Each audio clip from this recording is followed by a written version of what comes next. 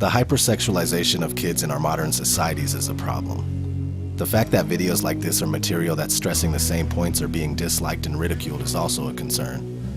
The hypersexualization of society, period, is responsible for sex-addicted drones and plenty of broken homes. Destruction of the general family unit has been achieved by persistently blending sex, love, promiscuity, and cheating in all media formats. From the day that someone is born, they are inundated with advertisements, trying to sell false emotion or lifestyle, as well as unrealistic and mostly inappropriate media messages. Children have become the main target of major corporations seeking to gain loyal customers for life. Not only that, but you could hardly find TV shows or movies without sex blatantly or subliminally. We as girls are being portrayed as objects while being taught to act as such. We are being taught to accept 6-year-olds as sexy on TV shows like Toddlers and Tiaras, where the children dress like hookers from Pretty Woman and pop culture occult icons, not to mention the swimsuit modeling. These girls are going to be damaged for life. The following presentation may help you understand more about this issue. Thank you for watching. This is Sarah Sapphire on ODD TV.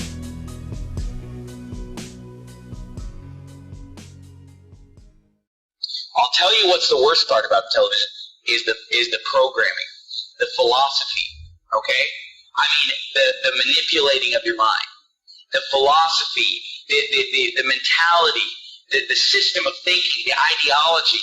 That's what's wrong with television. That's what's wrong with movies. That's where they're really getting in your head. Take, for example, Walt Disney, right? And many people that will preach against the TV, they'll preach against the movies, they'll preach against Hollywood because it's obvious that stuff is bad. But then they'll say, well, we watch Disney movies. And I've been to the home of preachers and Christians who would never watch TV or the movies, but yet they have the whole library of the Walt Disney movies. You know, those white plastic cases, and they have them all lined up, and I mean, they have tons of them lined up, scores. I don't know how many there are, but there's hundreds of them. They have them lined up and lined up, and they have their kids watching those movies all day long. I'm going to tell you, I'm going to prove to you right now that those movies are wicked. What? Disney movies? Come on, you're crazy. They're rated G. Well, let's see. First of all, did you know this? Did you know that Disney movies are filled with subliminal messages? Subliminal messages. Now, what are we talking about tonight? Sorcery. What are we talking about tonight? Getting inside your mind and messing with you.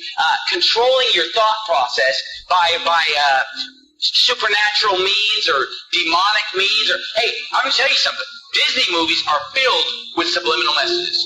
And you say, oh, that's a hoax. I've seen it with my own eyes.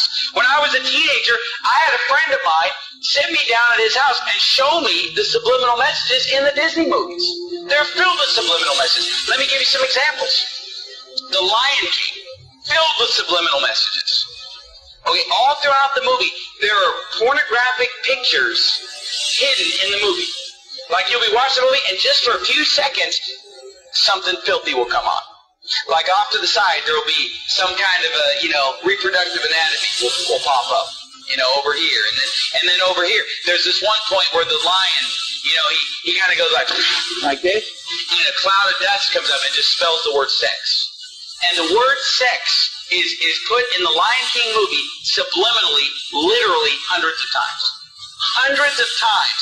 The shapes on the screen will spell the word. And I've seen it. I mean, I had my friend sit me down at his house and pausing the movie, showing me the word SEX popping up on the screen at different times because he knew where they were. And he would show me these things. Another one, and they all are filled with it. Aladdin is another one. Thanks for sticking up for girls on International Day of the Girl. What's the message? The message is to support girls. We need to give girls to concentrate on what's on the inside and not what's on the outside. You're a bright woman and you've succeeded. It's not because of what you look like, it's because of your brain, it's because of your skills, it's how you've developed. And that's what we need to be encouraging our girls, and we're trying to do this through the Brave Girl Alliance. And what is that? The Brave Girl Alliance, there are 15 women who have come together throughout the world to ask media, retailers, major retailers to provide healthy messages and healthy images for girls.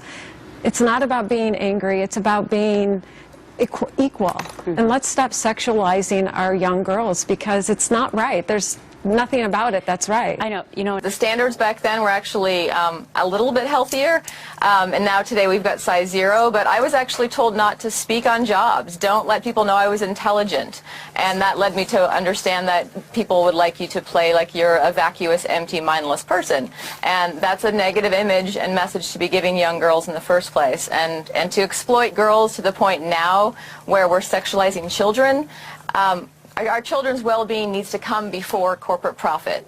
The advertisers and media in general are setting the bar very low for society, and this is the lowest it's gone. And we need to say, no, not on our watch. This can't happen anymore. And I know I speak for many parents and many educators across the nation that these images just, we don't get to debate whether or not they're okay, acceptable, inappropriate. It's children, they're being exploited.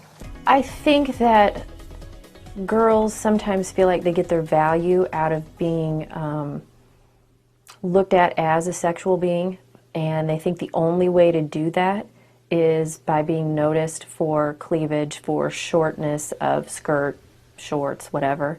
Teen girls specifically turn to young celebrities as role models for how they want to look.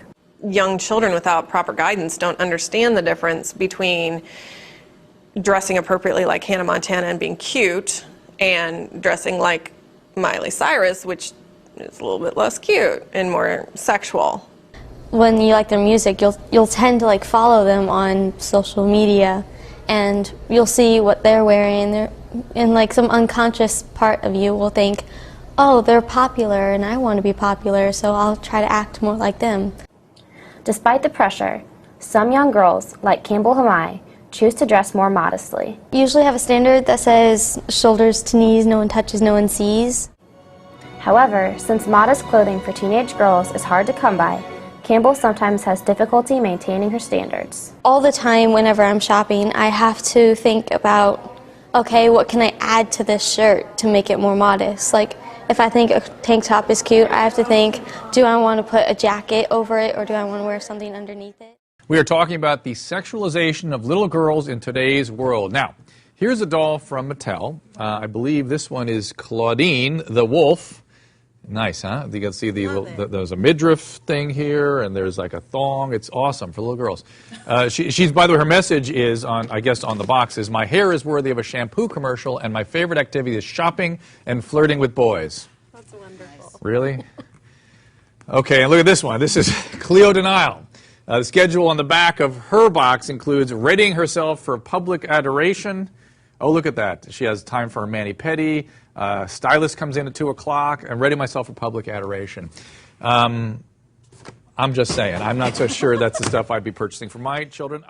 In G-rated animated films, the female characters wear the same amount of sexually revealing clothing as the female characters in R-rated movies, which is pretty horrifying. I mean, what are we putting that much sexuality and hypersexuality into things aimed at the littlest kids for?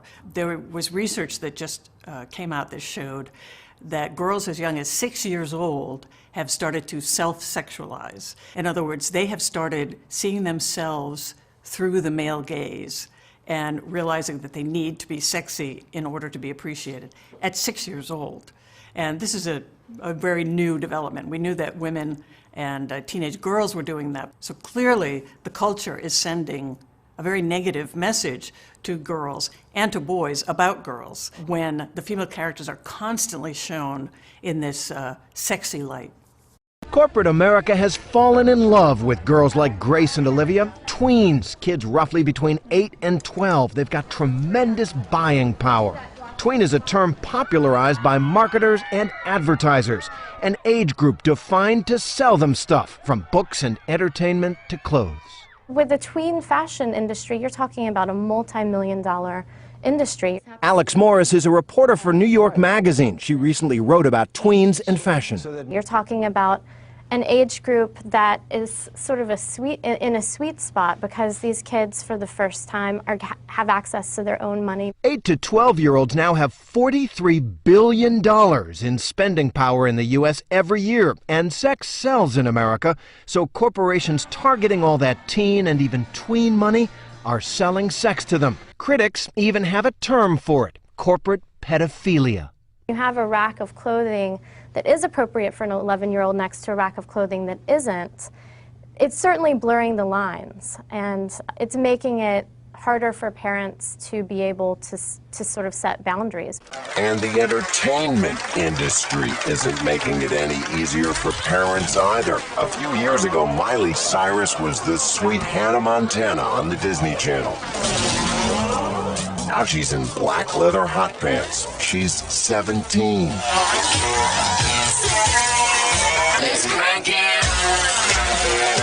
Ashley Tisdale of High School Musical is now cranking it up. And Nickelodeon's Amanda Bynes graced Maxim's couple. The easiest way for a female celebrity to sort of transition from being a child star to an adult star, the pathway is through their sexuality. There's new research proving that all this sexuality aimed at younger girls is harmful. The American Psychological Association released a report earlier this year finding that girls exposed to such imagery are more likely to experience body dissatisfaction, depression, and lower self-esteem. The focus on celebrities for young people is so significant, and it's the whole thinking of, if I am famous, if I'm thin, if I'm rich, if I'm beautiful, then I will be happy. The only way to really break that is for people in Hollywood to make a choice, and the actors and the actresses to say, I'm going to choose to not just be an object. I'm going to choose to do things that are for me. I'm going to choose perhaps not to have plastic surgery because I know as a role model what I'm doing to other people. These things that are happening aren't progressive. They're dumbing down people, and unfortunately it's having a lot of impact, because you can see that people are growing up much younger and faster, and yet the things that they should be caring about are being lost because they feel that advertising is telling them what they should be. They should find out for themselves what they should be.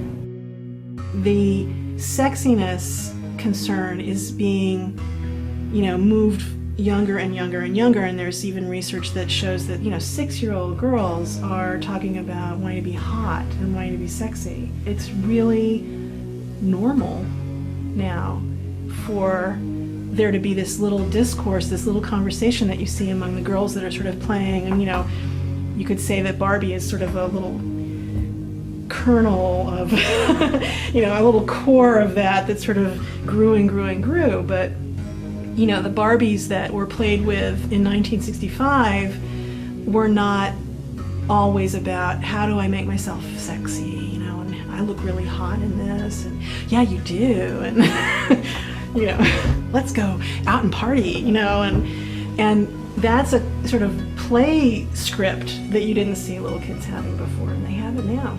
I am disturbed about the idea of girls being sexy and then getting to that line of sex. And so they're asked to be very, very sexualized at younger and younger ages, yet then they don't quite know what to do with what they've been given. So here I am, a little sexual object, yet I don't really know a whole lot about sex, and I'm supposed to be sexy for the boy, yet I don't quite know why I want to do that. And so it's really disturbing to me, because these kids are getting into things that are pushing them over a line that they're not ready for, when they actually really should be out playing and they should be having fun and not thinking about this. But our world is pushing them into being sexual objects at younger and younger ages.